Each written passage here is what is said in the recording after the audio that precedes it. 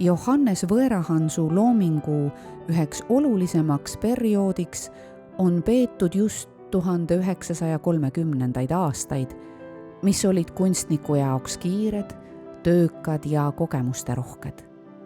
Selle kümnendi lõpust sai tema professionaalse karjääri jõuline algus, kust pärineb ka töö lambapügajaga. Eesti aines ja talutöö teemad on Võõrahansu loomingus ühed nauditavamad. Siiralt ning tõetruult annab ta edasi kodumaist olustikku ja meelelaadi.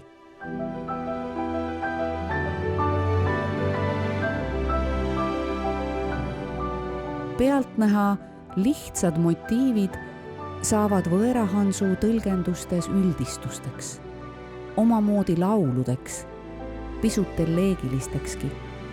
Lambapüga ja roosakas roheline maailm mõjub aga oodina ühele rõõmsale päikeselisele päevale ja tegusale Saaremaa tüdrukule.